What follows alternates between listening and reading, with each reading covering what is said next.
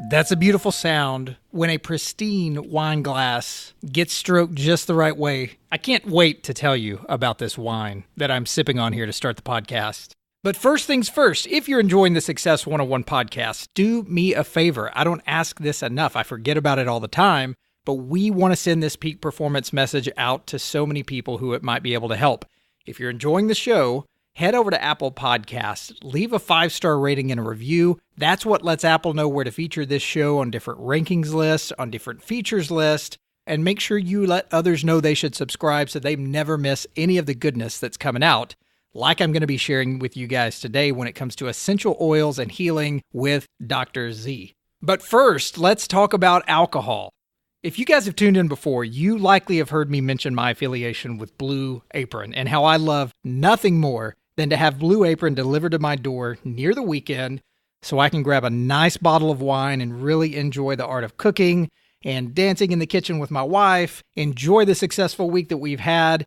Now, before, I haven't mentioned where that bottle comes from, but based on my brand new partnership with Dry Farm Wines, I can tell you guys all about it. Next week, Todd White, Dry Farm Wine CEO, will be here with me to debunk a ton of the myths about the wine industry that they want you to believe.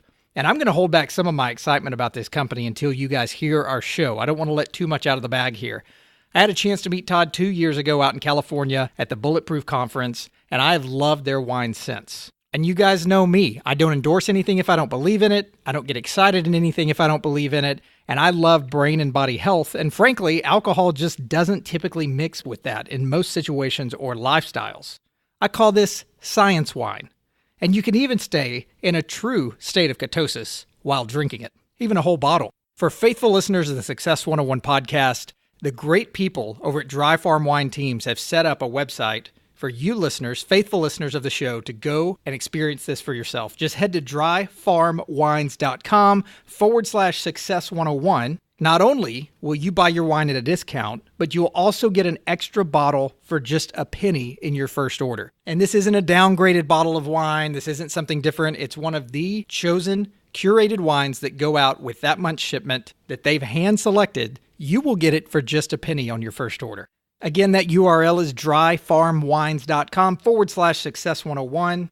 And when you check out on that site, you can grab your penny bottle of wine along with the other 6 that they're going to send out. Choose your frequency of delivery and enjoy. Man, that's beautiful. But what's inside it tastes even better. Moving along here, guys, my book is still available for just the shipping cost here in the United States. From Success to Significance, the 6 vision building strategies, the 5 components for creating a larger vision. Get on track with your goals and goal planning like you never have before by heading to success101podcast.com/book. If you're in the United States, you can enter Success 101 while buying the paperback version. You'll get a discount code to get that for just the shipping cost. If you're outside of the United States, select the ebook reader and you will get an instant download of this vision strategy manual.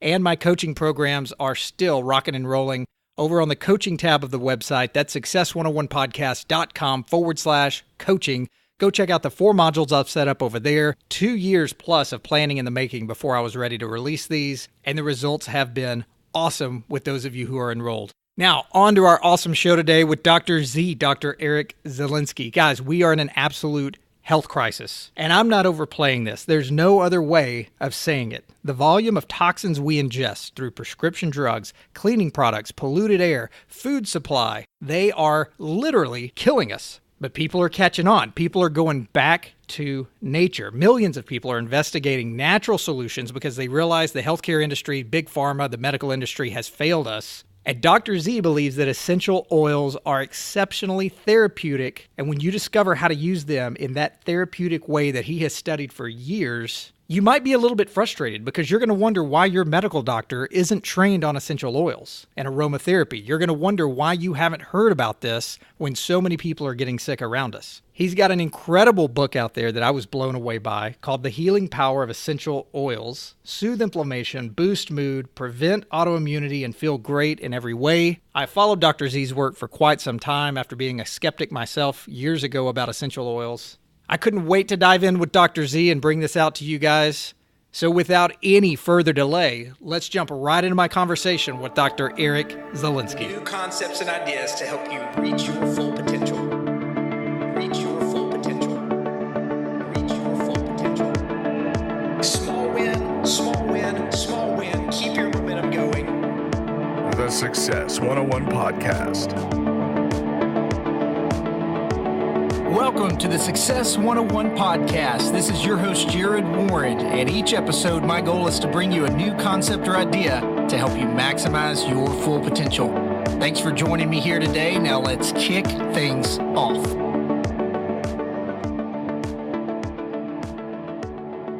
Now, I know, Dr. Z, there's going to be some people tuning into this that aren't as eager as I am to talk about this. I think the world of essential oils or incense, sometimes that falls into the same conversation where people are going, okay, what have I gotten into here? Maybe a little bit closed off. But then there's other people who I know are tuning into this that go, oh man, I'm totally about the essential oils. And I know Dr. Z, I know his message. I've heard his stuff before. I'd love to break up some of the myths today about why you believe, your book, it's called The Healing Power of Essential Oils. You can't get more strict on that as far as the benefits of what these things can do.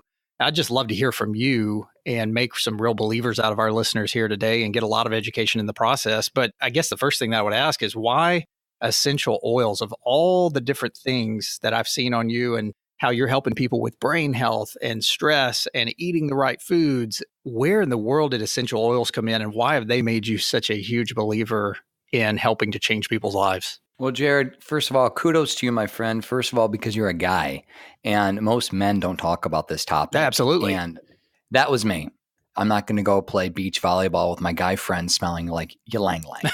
They're going to take away my guy card, period. And so I marginalize this stuff.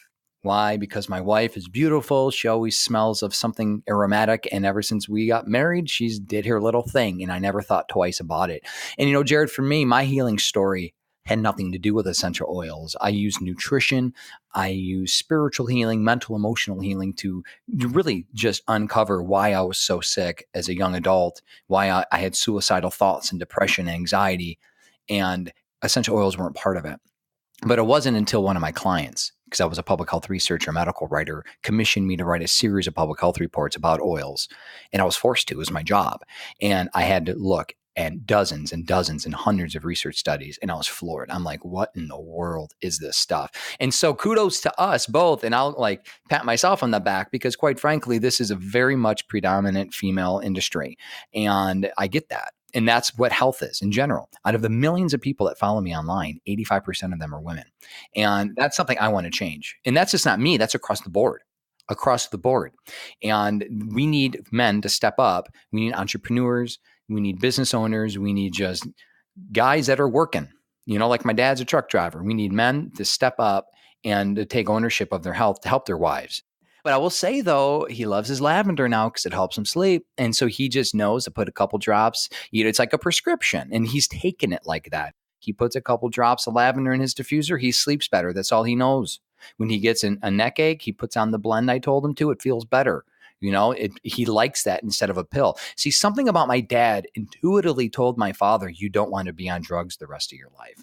And my dad, I'm grateful because this was a legacy he gave me, was to question things. Just because the doctor says, hey, you are at risk of hypertension, that doesn't mean you have to take a baby aspirin every day for the rest of your life. So my father gave me that just desire, and I want to say need. It's not compulsive, but we got to question everything. Otherwise, we're just going to fall into the wayside. If you were here in my studio right now where I'm making this recording, there's a diffuser going right now. People walking here, they go, oh my gosh, it smells so clean. It smells so good. I don't even know the education behind it like you do. Yeah. Whenever I've got it going, I feel better. I think better. But you're right. Just like with your dad, when you see that those things work, you cannot deny the potential of what that can be for you. I've even heard you say before that people say sometimes marijuana is the gateway drug to narcotics, but you call essential oils the gateway plant medicine to changing your life. Let me just kind of get out there with a controversial question that I think a lot of people may want to know the answer to.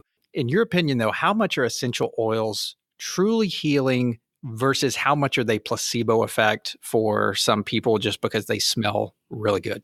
Oh, that's a fantastic question. The mechanism, the science, the history behind aromatherapy is indisputable. And the bottom line is this.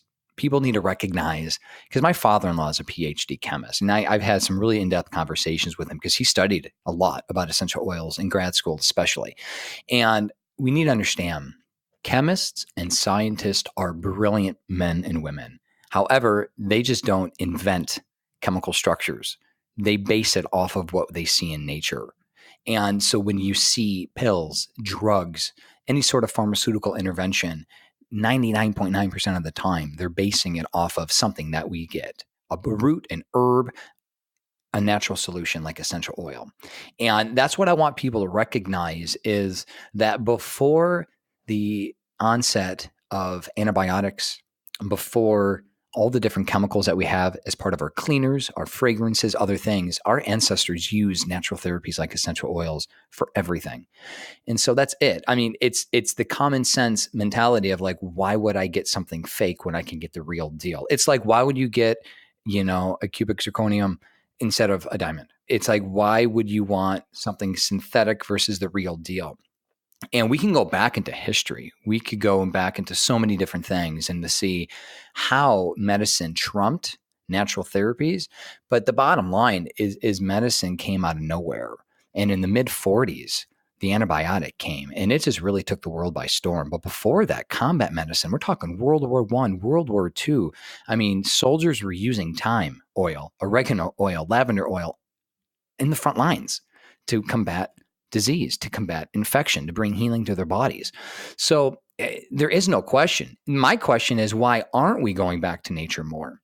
Why have we allowed synthetic fragrances to mess up with our thinking and our brain? And Jared, I want to talk a little bit about why you even feel better. And so when you think of it, the power of smell, the power of the brain is profound, and science has just tapped into it. If I'm a naysayer out there, let me just kind of set it up this way. If I'm a naysayer out there, like some people may be, and they go, okay, if I smell peppermint, yeah, there may be some quick shot of rejuvenation, just like whenever I smell menthol or Vicks Vapor Rub or, anything like that. Doesn't mean it's healing anything. And where are the studies out there? Where's the proof? I guess is what I'm looking for. Where's the proof that these are actually healing something versus me thinking they're doing something and all they're really doing is waking me up a little bit, or at night calming me down a little bit? Oh yeah, hundreds, even thousands of research studies about all the different mechanisms. I mean, like peppermint, perfect example. There were 2 studies evaluating college athletes and how just ingesting 1 drop of peppermint, whether it was straight in the mouth or whether it was in a glass of 16 ounces of water right before these young adults started to do whatever it was that they were doing, jumping, running, they showed that beyond a shadow of a doubt, ingesting peppermint increases athletic performance. Does a number of things. It opens up your airways. It helps you breathe. One person calls it peppermint doping, like blood doping. It helps you breathe deeper, breathe better, gives you more energy, increases your VO2 max, right? Boost up your blood pressure a little bit so you get that little boost of energy. All these different things. So yeah, they're beyond a shadow of a doubt. I mean, we can go to disease after disease, depression, mood issues. Orange, citrus oils are fantastic. Relaxation, calming, lavender. I mean, decreasing labor pains in birth, like human trials, just clary sage how literally inhaling clary sage can speed up the first stage of delivery for a woman in labor. Like, who wouldn't want that? Just so many different things, anti-inflammatory, cancer fighting. Again, the chemicals that are in these plants, the chemical structures are being mimicked in the drugs that people are taking. So the science is there. It's just a matter of recognizing that when you take something natural, it might not have as quick of an impact or profound of an impact as a drug, because drugs aren't naturally compounded, if that makes any sense. It's like an unnatural way of stacking nature together to give your body what I would dare say is too much of something. And so when you take a natural therapy like essential oils, you get more of a gradual healing effect. It's not like boom, like drinking a shot of espresso, big spike up, big crash down. Inhaling peppermint gives you that nice gradual bell curve of energy. But again, it brings you back into more harmony of what we were designed by God to experience, really. Yeah, that's such a good point, because I know people in our society today, just with this crazy chaotic world that we've created, it doesn't matter what you do out there in your day-to-day world. We are designed for instant gratification. We are conditioned for stimuli. We are conditioned for, I want to feel it. And if I don't feel it, then that means I need a lot more of it. You just hit the nail on the head. And I think some people are dissatisfied with that. Some people want more. So what do? They go pound the harmful things, the energy drinks, the Adderall, the caffeine. And what you're saying is we need to get more in balance with the things that really we were designed and created to do in your book, which I love, by the way. You guys have to go out and get your hands on this. But some of the things you talk about in there are how oils change us or even heal us, better night's sleep, reduce stress, boost mood, clear brain fog, which I'm a huge fan of how the brain works. And so many episodes have been about that, balancing hormones, conquering food cravings. Where do we start? You have to start with a suspicious mind of the natural, just the natural industry as a whole. And I want to debunk a myth here that there is a best essential oil, that there's a best brand, and that there is purity standards that trump your biochemical individuality. I want to explain that in a minute because I don't want to get too deep here, but the bottom line is that what works for me as a 38-year-old white guy from, ancestry, Poland, Sicily, is not going to necessarily work for my next door neighbor who might be a 75-year-old African-American whose ancestry is from Kenya. And so this antibiotic one size fits all approach, everyone comes into the doctor with the same, type of symptoms, earache, sore throat. The doctor gives everyone the same pill. They walk out the door. Like that's how we've been, in a sense, ingrained to handle health. People are doing the same thing with essential oils. So I want to caution that. And so meaning this too, just because your neighbor next door had a good reaction to a certain brand of essential oils doesn't mean that you will. So I really want to get people back to getting more in tune with their body, to listening to their body more. So you have to find a company that works for you. And I'm a non-branded educator, and I'm quite frankly, I think I'm like the only one left. I feel like I'm David Crockett on the Alamo. I literally am the last researcher that I know, literally, that is not promoting or selling a brand. And I've been blessed with the ability to do so because, I sell my books, my master classes, and I have things, a million people a month visit my website. I'm very blessed with that.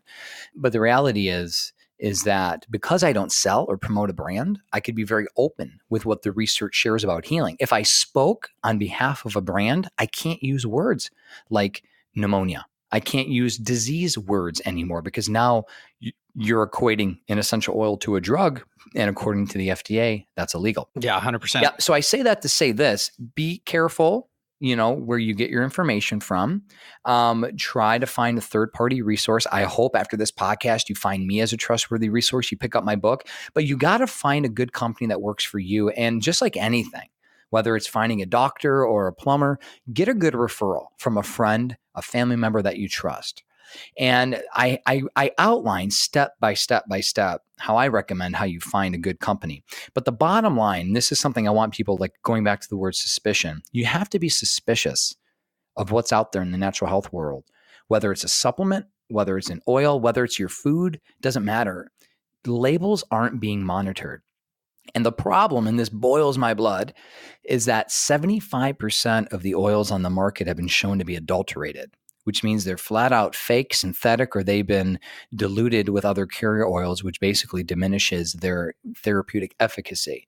How? Why? Because no one's monitoring this stuff. I personally, right now, can put whatever I want to in a bottle, label it, and sell it to my millions of followers. And guess what? No one's looking at what I'm doing. Until, God forbid, someone dies or gets hurt and reports me, I can do it. So I say that to say this. There is an element where some of the larger companies have been tested. At least they've been vetted through, right? There is an element where money does matter. Like I'll tell you, you cannot find a bottle of rose essential oil for $5 because I'm telling you, just like you can't find a gallon of gas for 10 cents anymore, the raw material is just way too expensive. So there are certain oils like frankincense, neroli, rose, chamomile that are going to be kind of pricey, $40, $50, $60 plus a bottle. So that's a good way too. So cost does matter. I explain that in my book. And you want to find out a company, you want to vet them out a little bit. Like you got to do a little bit of research, y'all. And I think this is something that people listening, I get it. I get it too. I have 4 children. I'm busy. I have multiple businesses. I'm an entrepreneur at spirit. And I understand a lot of what it's like to be just, burning the candle at both ends, sometimes getting through the grind, just trying to thrive in survival mode. And I'm now going to give you more homework to do. But the reality is this, if you're going to use an essential oil, like I have friends that are literally using essential oil to balance their thyroid hormone, to fight cancer, to balance their blood sugar, to lose weight as medicine, I'm going to encourage you to take a step to really try to vet out the company, hopefully in the same way that you're going to vet out your doctor.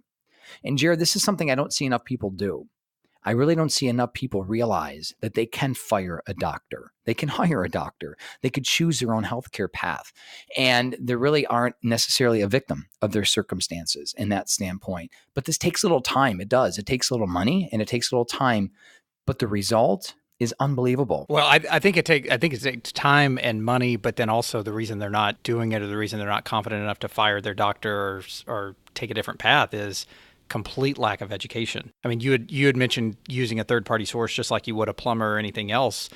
I think at the end of the day, people have plumbers over at their house, or a lot of different people have plumbers over at their house. Not many people have essential oil experts that really know what they're talking about over at their house. So you could get really bad information trying to get to a third-party expert that tells you something. And for 5 years, you go down this path of doing it and then realize, well, that was a bunch of crap. But they really believed in it. And I took that advice. And I think that's why is people are not confident enough because of all the bad advice out there. Yeah. And and this is one thing too. This is the litmus test. Regardless if it's the antibiotic your doctor prescribed or it's the lemon oil that you're trying to use to boost your mood, how do you respond? How do you feel? I mean, are you getting better?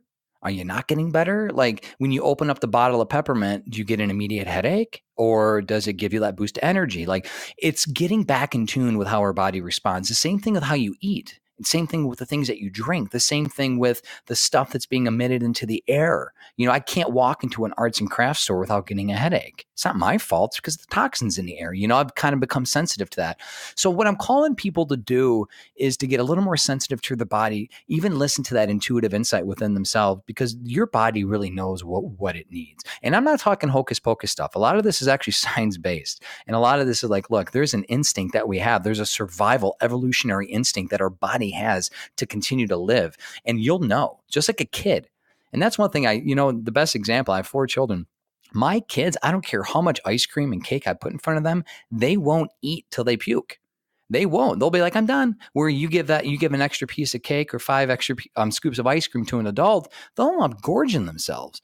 There's something where adults has kind of become numb to how they feel, where I've learned a lot to get back into just how my body needs to live and how my body needs to be by watching my kids. Oh, I'm enough. I'm good. I'm done. And then they go out and play.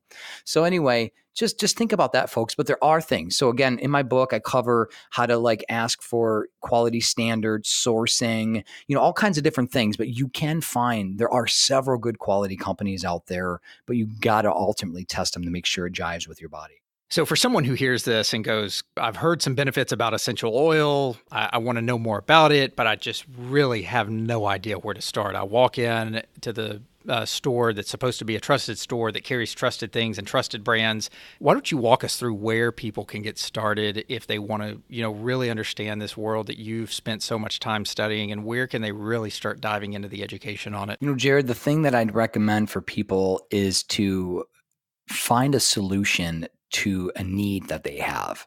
So it's relative. And I know we got a bunch of different people listening right now with a bunch of different needs and a bunch of different desires and a bunch of different goals, right?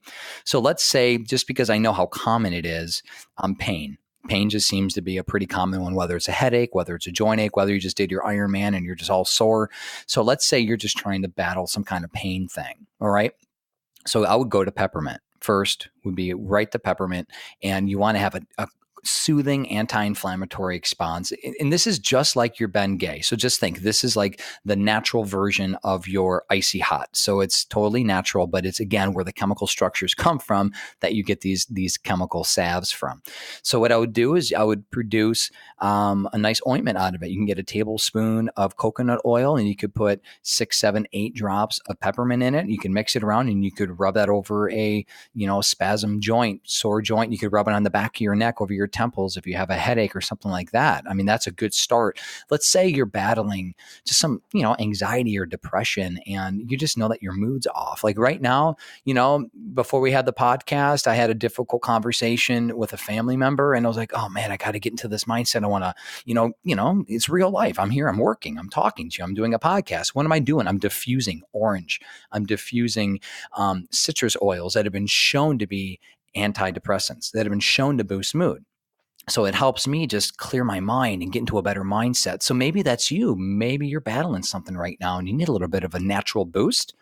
Like go to orange. It's a fantastic oil, or lemon or lime or grapefruit, that sort of thing. So what I would do is I would want people to find a quick win.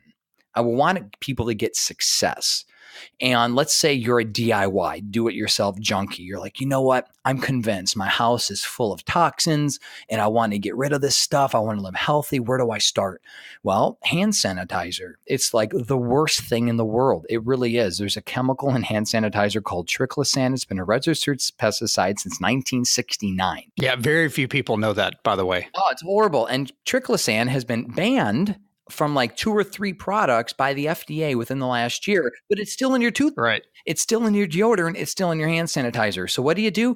Throw away your hand sanitizer. We have become addicted to this antiseptic clean lifestyle.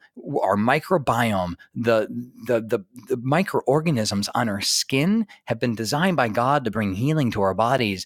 And we shouldn't be drying our skin with all this alcohol and all these chemicals. And of course, they're pesticides. So if you want a quick win, and if you're a DIY junkie, completely throw away your hand sanitizer and make your own. It's super easy to do. You can get like a 2-ounce glass spritzer bottle from Amazon. You could put 10 drops of essential oil, whatever you want. Calming oil, lavender, energy oil. You could use, like we mentioned, peppermint. Mood boosting, put lemon, whatever it is. And you add 10 drops of oil, 10 drops of witch hazel, and 10 drops of an organic grain alcohol like Everclear or something to help mix the oil and water. Fill that thing up with water. Boom, you're done. Like that's your hand sanitizer. So there is one after another, after another, after another. But the point is this, you got to find you got to find a solution to something that you really are looking for a solution for. And if you don't know where to start, energy, peppermint, sleep, lavender, just something. You got to start small. I wanted to bring you guys one of my favorite meal replacement drinks called Ample. That's AMPLE. Super quality ingredients from Connor Young and the team over at Ample to get your brain and body going in peak performance every single day. It's soy-free, gluten-free, non-GMO, no artificial sweeteners, no artificial flavors, and they have some of the world's most choice ingredients that you can't just go pick up at your local Whole Foods or Central Market or anywhere else that you shop organically. They've got healthy fats, quality proteins, probiotics and prebiotics, a ton of plant-based micronutrients, clean burning carbohydrates that burn with a low glycemic impact, and then a lot of other great ingredients that I would never think to put in a smoothie or a shake. Dried honey, Himalayan sea salt, monk fruit extract, the list goes on and on. You guys know I'm all about the brain and the body, and Ample goes right along with everything that I believe on how to fuel up as you're getting out the door each day. And for faithful listeners of the Success 101 podcast, you guys are going to get 15% off your order. Just head to success101podcast.com/ample. That's AMPLE. And at checkout, enter Success 101 in the promo code, and you guys are going to snag 15% off of this awesome meal in a bottle. Now back to the show. And all of that is in your book as well, for those of you who want to get it. Again, it's called The Healing Power of Essential Oils, and I will link all of that up in show notes. This obviously comes naturally to you because you've studied it for so long. There are variant differences in the various products on the market today. So you got a lot of different products on the market today. You talk about CO2 extraction, distillation, cold pressed citrus oils. Forget just your basic smells. People could get caught up on trying to figure out, how do I apply this? Like, how do I use these different products? You've mentioned several different things about sleep, stress, rubbing it on your muscles and your joints, those sort of things. Let's get on into the various products that are on the market today and go through those things for people if they see something about tinctures and they had no idea what that was, or inhalants or pressed citrus oils. Take it a step further for people who want to know more about that and what they should be looking for. Well, Jared, the fundamental of aromatherapy, the fundamental ways of using essential oils are via inhalation. That's through a diffuser, whether that's an aromatherapy inhaler, that could be a spritzer. There's also topical application, and that's where your salves and your ointments come into play, and also internal. So that's through capsules or including oils into your food. Like my wife, what was it? I mean, of course, guacamole with cilantro and lime is out of this world. But we're now adding, my wife just made this vegan dill dip because she just taught a cooking show and we're recording it and kind of having fun with it. But she added a drop of dill. And it was like, bam, that like just brings the essence of food back into the flavor and also has that nice healing mechanism that dill brings too, that antimicrobial, anti-inflammatory aspect of it. So it's the sky's the limit. And if you want to enjoy flavor again, use oils in your cooking. If you want to treat disease, prevent disease, if you're like flu season, there's nothing like my flu shot, I call it, right? And I use a little bit of raw honey, an immunity blend that every brand out there sells their quote immunity blend. It usually includes cinnamon and clove and eucalyptus, rosemary, maybe an orange or a lemon, this like hodgepodge of oils that have this like synergistic effect. We got to talk about synergy in just a minute because that's really important. So, whatever it is that you're trying to do, there's a variety of different ways of doing it. So that's where I want to educate people just on knowing that there are certain to-dos and certain not to-dos with how you apply essential oils, but everyone could benefit from an ultrasonic diffuser. That's one of these electronic apparatuses that have a vibrating disc on the bottom that vibrates so fast that it breaks up the water and the essential oil molecules to create a mist. It's, you'll know it as a water diffuser or a mister. I mean, everyone can benefit from that. You can get one at Whole Foods, any of your local food store for 15, 20, 30 bucks, add 3, 4, 5 drops of essential oil. But what oils do you use? Again, it all depends on what you're trying to accomplish. Like if you want to chill out your mood, if you want to boost your mood, if you want to, whatever it is, if you want to kill pathogens in the air because it's flu season, that's where knowing what certain oils do benefits. And so again, we can only cover so much in a podcast like this, but that's where having a book, a reference, knowing like, oh, okay, I'm trying to fight infection. Well, infection, oregano oil, thyme, tea tree, these things are great for like combating infection. Well, let's put this in a diffuser because it's flu season. Let's combat like the airborne pathogens, which has actually been proven to do. How cool is that? Like when everyone's sick around you, you have a diffuser and it's like the molecules in the air are killing the viruses in the air. It's been proven. It can happen. It's like, wow, that's kind of interesting. Like I'm not, again, a victim of my circumstances, that sort of thing.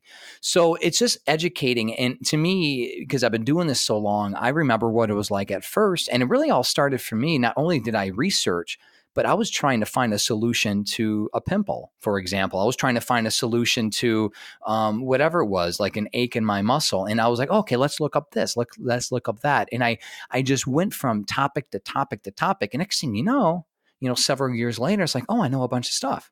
And that's kind of how it just happens in folk medicine, really. Let's discuss some of the myths that are out there that I have studied in the past or really reviewed whenever I was trying to really understand more about this as I got into essential oils and how they help and how sometimes they don't help as much if you don't have the right type. But there's a big myth out there that if you use pure essential oil on your skin, it causes a rash or burn, and then it's just like a detox reaction. I know one of the things you said in your book that really surprised me is where to apply your oils. And the first thing that's listed is your genital region.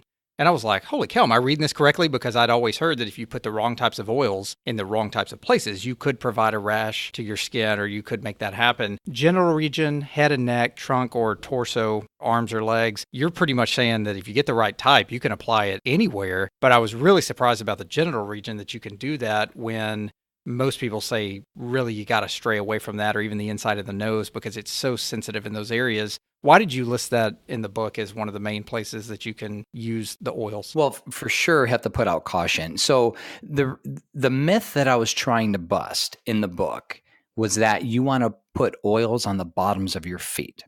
And I don't know exactly how this came about. And I actually can't find the history, like where it started. But the bottoms of your feet are literally the least effective place to put oils on your body if you want the oils, the chemicals to penetrate into your bloodstream. So research has proven this. When you apply essential oils onto your skin, within minutes, the chemical components are detected in your blood.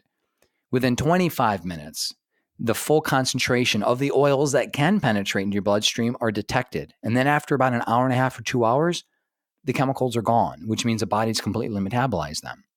So there's research that has shown that the most permeable parts of your body, as you would suspect, are the most sensitive parts. So if you want immediate access into your bloodstream, that would be the genitalia.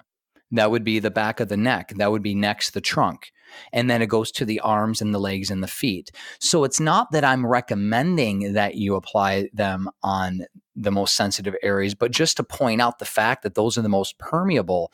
And if you really want to use oils as medicine, the least affected place is the bottoms of your feet. I actually recommend applying oils over your abdomen as the primary place if you are trying to, again, treat chronic illness. This is perfect for people that are dealing with chronic inflammation, metastatic cancer, blood pressure issues, blood sugar issues, and other things that are dealing with the entire body, because the vascular system is so rich over the abdomen, and it's also quite permeable. It ranks number 3 in the most permeable places.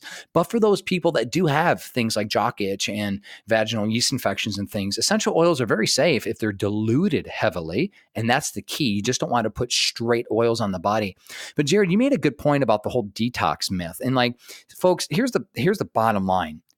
Nothing that's good for you should hurt you. This whole work through the pain, no gain is not good for essential oils and natural therapies. And there's this myth out there that got rampant. Again, I don't know exactly where it started, but it says if you're applying essential oils straight on your skin, and if your skin bursts out in rashes and itching and sores, that's because your body's detoxing. Like, what medical book are you smoking? Because that's not in my research, and that's not in my understanding of physiology.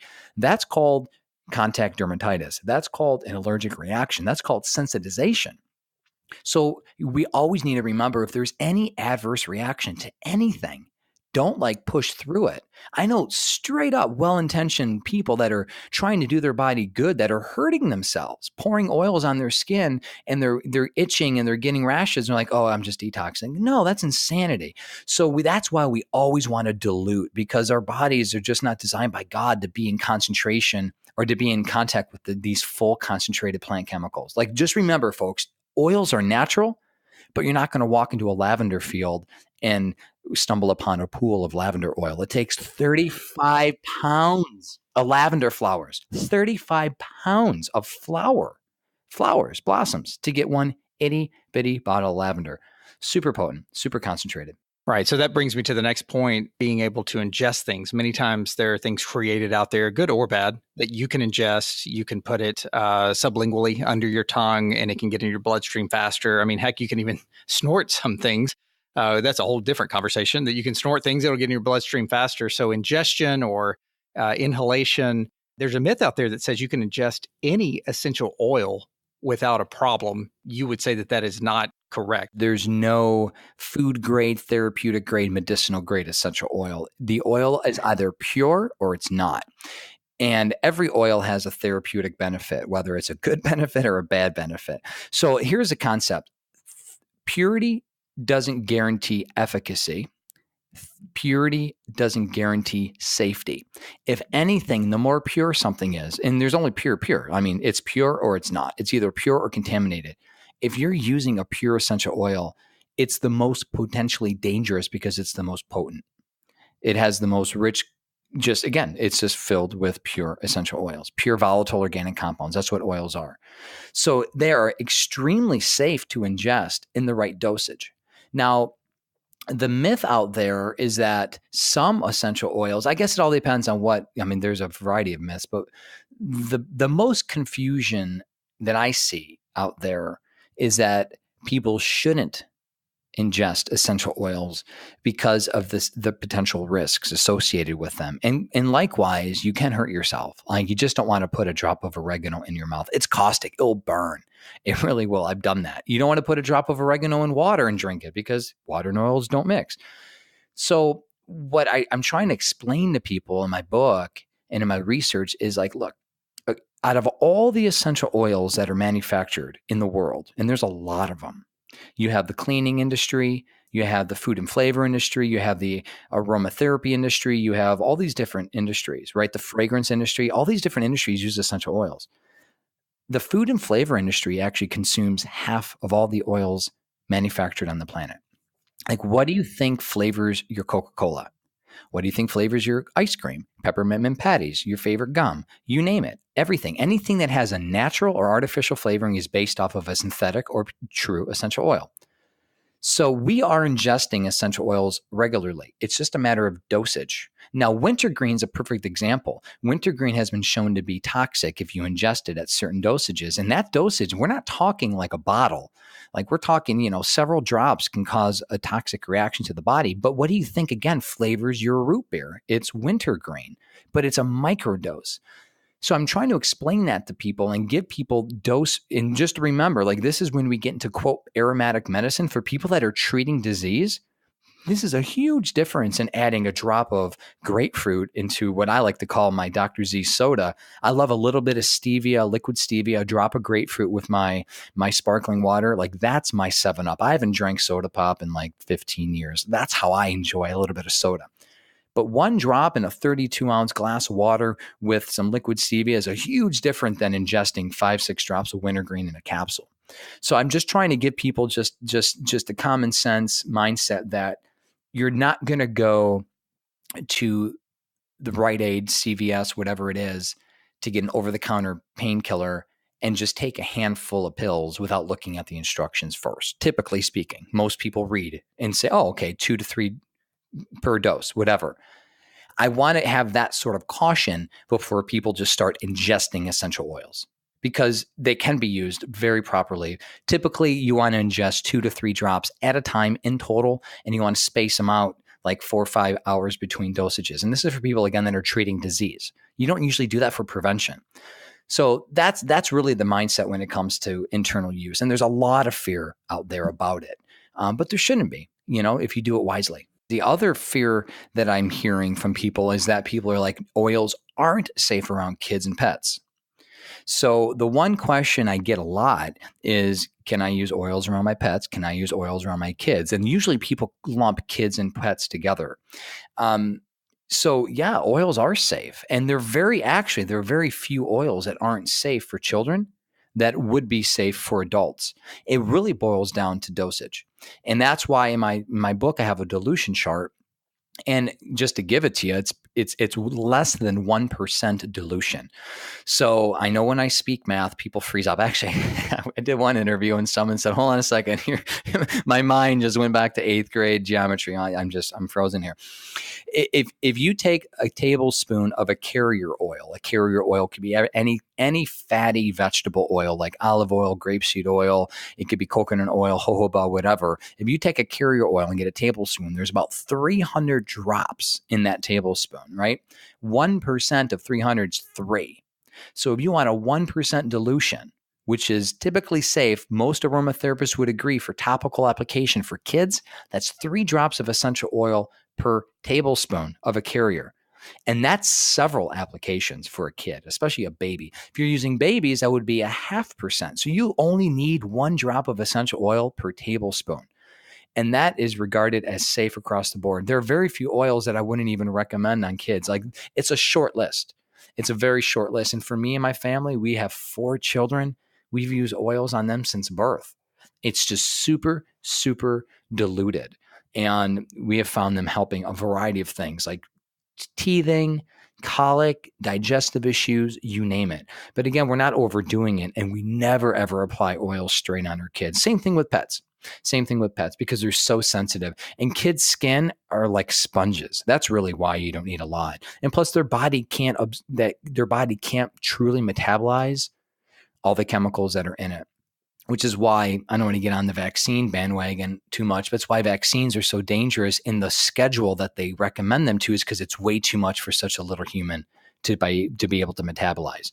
So that's why you need to space out the vaccines if you use them or not do it at all. But that's a whole nother topic. You mentioned a second ago carrier oils a couple of times. I know you talk about that in the book. Can you break down the difference between essential oils and carrier oils? Yeah, carrier oils have fat in them. I mean, carrier oils are fatty oils. They're vegetable oils. They're the grapeseed oils, the avocado oils, olive oil, coconut oil, jojoba, sweet almond, like those things that are known that you can either cook with or use for your lotions and your body care items.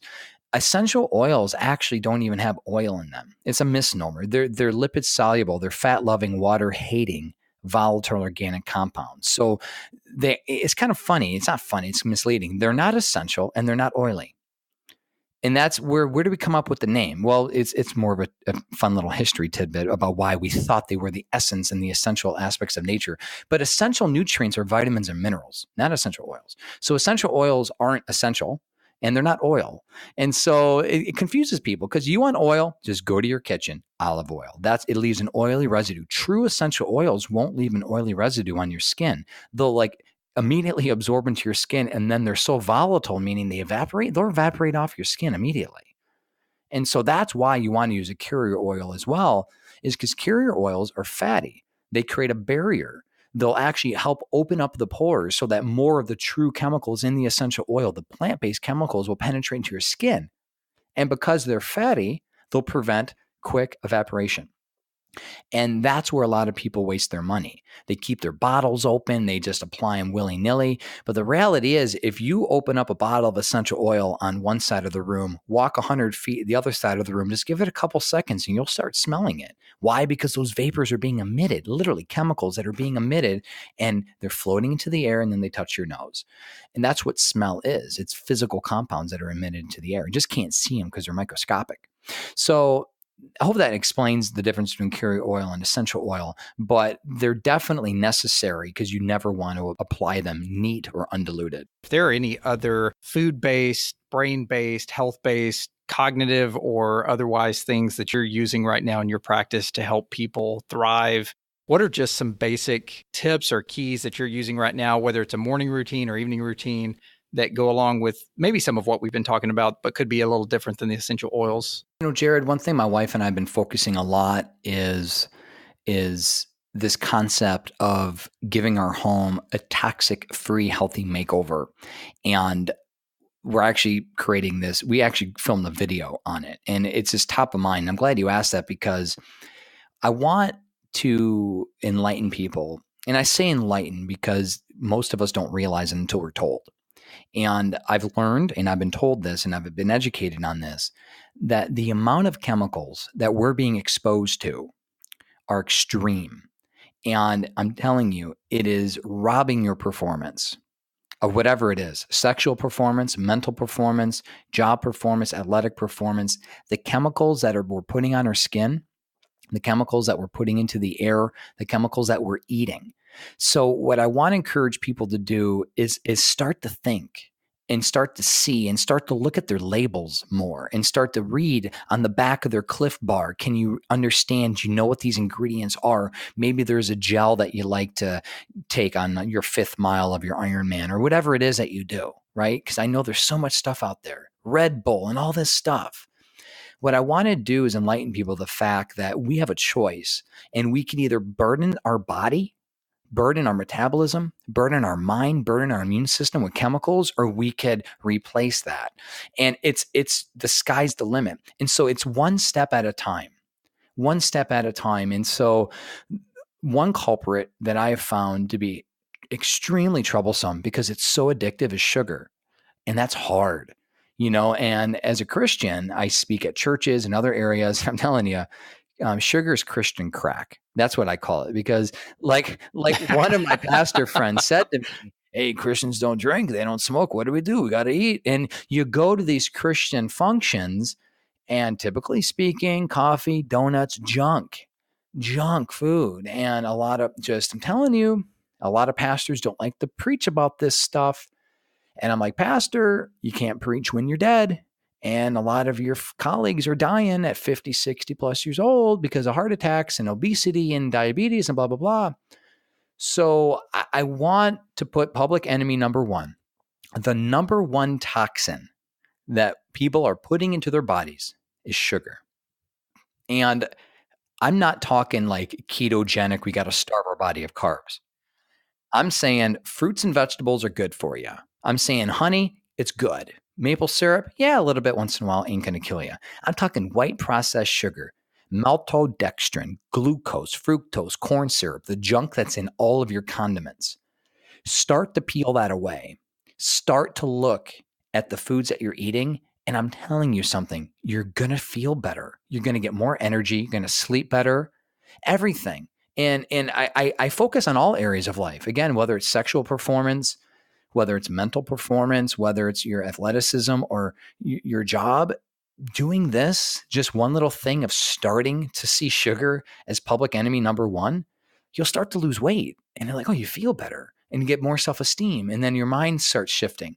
So it's a hard one. It's a lofty goal, but I'm telling you, I've been able to do it. And this was the first thing that I was inspired to do when I first started this lifestyle 15 years ago. And I've gotten really, really good at it, but it's taken me quite a while. So learn the aliases of sugar. I just mentioned them: fructose, glucose, maltodextrin, corn syrup, all this stuff. Like, learn the aliases. Start to avidly read your labels of everything and try your best to avoid this stuff and enjoy the natural sugars that really God gives us in nature. Just today, I'm not kidding, I posted an article for everyone to read on my social media that basically was titled "No Sugar, No Cancer, Look at the Evidence." And it is hard. I mean, the whole article was like explaining why it's hard to starve cancer of sugar just by changing your diet. We've got this kind of fail-safe system that never lets your body or never lets your blood glucose level drift below a certain number. So just by eating less sugar, it's going to use its remaining resources to produce glucose on its own. And we've conditioned ourselves that way. And so the more of it that we ingest and inhale and intake and all of those sort of things, the harder it is to get away from it. But yet you can tell people that, and they still won't or don't want to give it up. It's tough. I'm actually looking in my computer right now, because this is a part of my book that I'm writing next year. Our next book is going to be more of a diet lifestyle transformation book. The title is a 2007 study. So this is 11 years old. This ain't new, y'all. Intense sweetness surpasses cocaine reward. This is the title. It's PLOS, the journal, PLOS1, peer-reviewed PubMed indexed journal. I'm telling y'all, the reason why is it's addictive. And I'm going to challenge y'all to this. This is the challenge. Do you eat to live, or do you live to eat? Same thing with oil junkies. Do you use oils to live, or do you live to use oils, right? Some people just abuse essential oils just like they abuse food. And I want to put things in balance. Like, the last thing, Jared, I want people to do is to have to use an essential oil the rest of their life because they're dealing with some like chronic condition. I want to get them healed. And that's where it comes down to it, whether it's food, whether it's essential oils or anything. I want people to find the root cause of their life or of their issues so that they can live free. So if they want to, they can use essential oils, but if they don't have to 1 day or 2 days or a week or a month. You know what I mean? So there's a level of freedom where you feel good and you have good sleep and you wake up with, decent amount of energy, and you could go through the day without having to have that fifth cup of coffee. And it's like, wow, you get to enjoy your grandkids and your kids. And I'm telling you something, I've seen it. And when we look at the blue zones, have you ever interviewed anyone about the blue zones? You know about those areas? I haven't interviewed anybody about them, but I definitely know about them. Please, guys and gals, go on YouTube, type up Blue Zones TED Talk, and you'll hear Dan Wentner talk about how he traveled the world and he found the 5 areas of the world with longest life expectancy of centenarians, people that live well into their hundreds, and he calls them the Blue Zones. I've heard it. Yeah, it's unbelievable. Check it out, and then just know. And I'm saying that to say there's hope. And this is my final message to people, really, at the core of the end of the day. And this is to debunk the myth that when you get old, you're going to get sick. That doesn't have to be the case. It doesn't have to be the case. Your body can be vibrant and strong and energetic and mentally focused. You don't have to lose your capacities, y'all. When you get older, it could be a good life. And we see that in areas around the world, and it can be you. And that's what I'm believing for. On your book here, it says you want to help people master these unique recipes. So again, the book is The Healing Power of Essential Oils, Soothe Inflammation, Boost Mood, Prevent Autoimmunity, and Feel Great in Every Way. Why don't we walk through in the last minutes here of the show?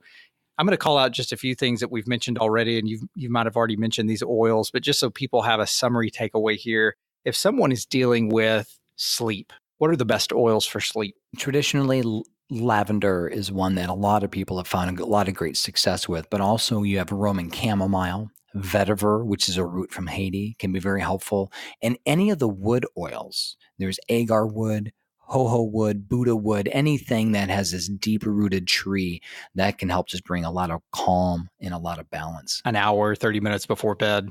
Yeah, what I like to do is a couple different approaches, especially for someone that really is battling sleep issues.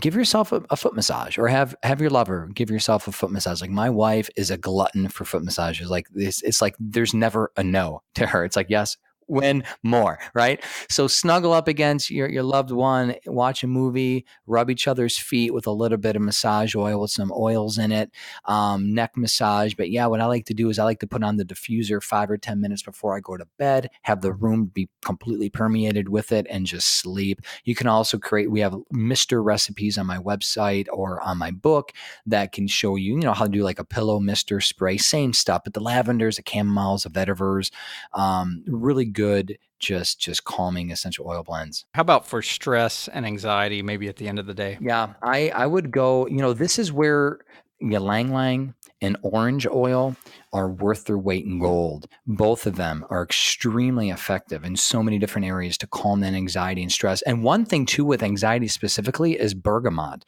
We're going to go back to the citrus oils time and time again for mood and anxiety, but bergamot has been shown to really help people even wean off of benzodiazepines and other drugs that are that the people battle with anxiety. How about you mentioned flu and cold season earlier, for someone who's got just completely sinus issues or even allergies not even in the cold season, but just allergies that they're dealing with. What do you recommend for that? This is where now I can mention it, synergy. We got to remember, y'all, one is good and sometimes 10 isn't better, right? But when you combine ones that work together, it has a synergistic effect. So some people think like, well, 1 drop is good, let me add 10 drops. No, it's not what we want. We'd rather blend it together. That's typically me. Yeah, me too. And I've hurt myself. So, the best thing is like the Avengers or Transformers, whatever it is that you like. When the superheroes combine, they have like a superhero, right? And so we find that there's a synergistic blend, and the immunity blend that most companies sell is a variation of these oils: clove, cinnamon, eucalyptus, rosemary, and some citrus, typically orange or lemon. And all of them help in one way or another, but they work synergistically. And clove is fantastic. One of the richest, most potent antioxidants in the world, actually. Clove oil, most people don't recognize it for that. Same thing with eucalyptus, which helps the respiratory system. All these other things, they all work together in synergy. But I would create an immunity blend, or go get an immunity blend from your favorite brand, because I guarantee you, any good brand will sell their own version of that. How about for on the skin, for muscles and joints? You mentioned that earlier, as far as just trying to get the pain out of those for some of our high performing athletes. Yeah, that's where, when it comes to soothing inflammation and specifically pain, this blend works wonders. This blend, it's frankincense, marjoram, and copaiba. Those are great. That is what a lot of folks call this morphine bomb, or whatever it is you want to call it on Pinterest. But these oils work very nice and synergistically together. Also, just rubbing a menthol-based oil over your skin that's diluted, like a peppermint wintergreen, is very effective as well.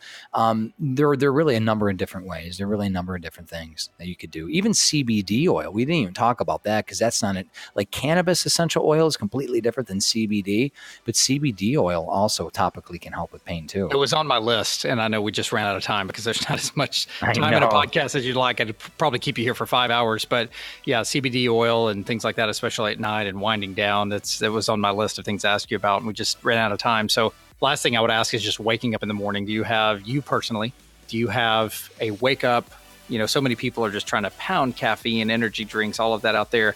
What are some good essential oils that they could start really diving into to help them stay away from stimulants? We have our Get Up and Go blend and our inhaler that we talk about in the book.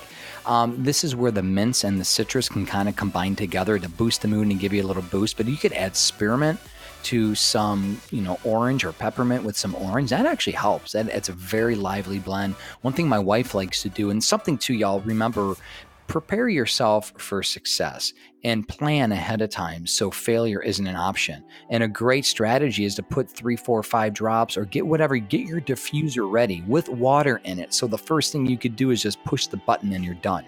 The last thing someone wants to do when they're groggy is to find oils and mix around with stuff at night, especially if you got teething babies. Set yourself up for success. So that's one thing my wife will do is before she goes to bed, she'll set the diffusers ready. So all we have to do is press the on button. So boom, we got it ready. So yeah, I like the spearmints, the peppermints, the oranges. That's a really nice little blend. If you can get your hands on something called Mei Chang or Litzia, I know that more companies are selling this now. That's great. Litzia with rosemary and peppermint, that's another boom, it'll wake you up. Just anything again to perk up the senses, and that's typically where the mints, the peppermints, and the spearmints come from.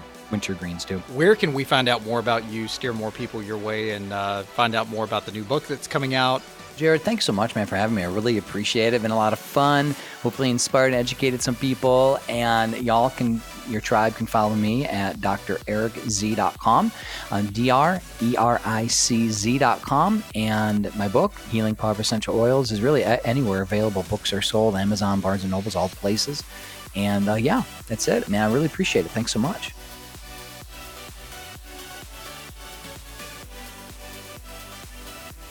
Guys, hopefully we made a believer out of you today about how essential oils can truly heal, reduce inflammation, cut down stress and fatigue, help you sleep better at night, and a whole ton of other things we didn't even get a chance to get into. But his book does, and I want you guys to go grab a copy at drericz.com. If you guys would like to connect directly with me, please shoot my team an email to info@success101podcast.com, and I'll catch you guys on the next awesome episode. Until then.